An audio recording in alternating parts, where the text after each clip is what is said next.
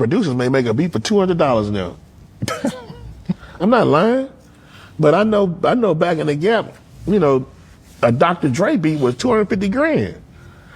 Timberland beat was $150,000, $200,000. Wow. As the Neptunes and all of them, that shit was high. Yeah.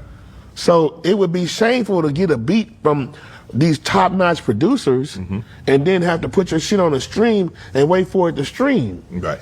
4,000 stream, a million streams is $4,000. What? Yeah. 1 million streams is $4,000. My answer to that, the reason why that is because producers charge too much. And then when the song doesn't hit, when the song flops, now the label is taking a hit.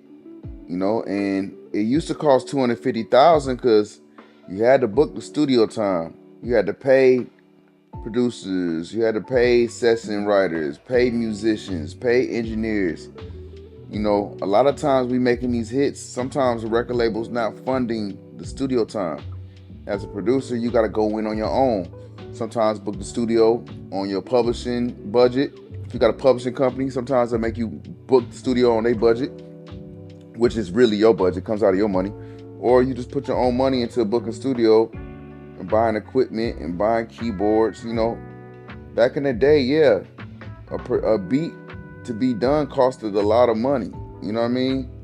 But now I can make a beat, not even with my laptop. I can make a beat in Suno. I can just put a prompt and it makes the beat for me. That's why beats are cheap right now. $250 to be exact. What I'm seeing, bro, is that, I used to sell beats for $20,000, $30,000, bro. I'm not gonna lie, at my peak I was. It's weird because I talk about it in my class, man, about the evolution of music and the evolution of the producer. Going from person who hires a lot of people, which you need a big budget for to pay everybody, and to put something in your pocket. But most of the times you get this big budget, you got to pay a lot of people as a producer. Shit that the label don't got to handle. It's just pretty much the label licenses the music and promotes and markets the music. You as the producer has to produce the music at whatever it costs. It takes, you know what I'm saying? If you got to bring a cello player in, you got to bring a blah, blah, blah, it comes out of my producer budget.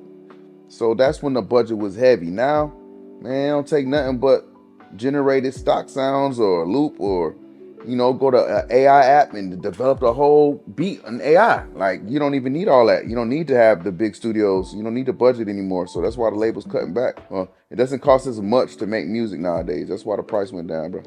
I got a question for you. If you had to buy a pair of shoes, one pair of shoes, $50. One pair of shoes, $250.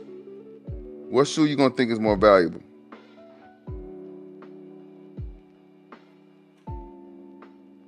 So does that not mean a person's value is not tied into the beat? A person's value is tied into the experience, right? Experience and knowledge they have on predicting when a record is going to do something. That's what you're paying for. You're paying for the expertise. You're not paying just because a motherfucker got a beat for cheaper. Fuck that beat that's cheap. I'm paying for experience. I'm paying for the knowledge that this man is going to carry this song to the finish line. That little beat producer you got over there selling beats for $250, that dude can't, you know what I'm saying, say hi worth a lick in the studio. Bro couldn't even shake a hand if he wanted to. He don't know how to. He too inexperienced, man. He just making beats in his headphones, bro. You just caught a lick, caught one.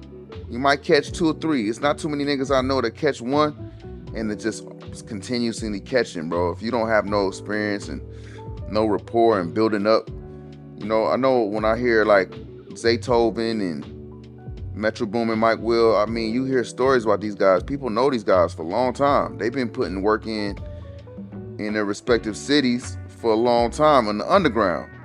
So when it comes to the point when they overground, people is like they not knocking or doubting their grind or their professionalism, because they're like, yo, bro, he been doing this shit for 10, 15 years before he got on. So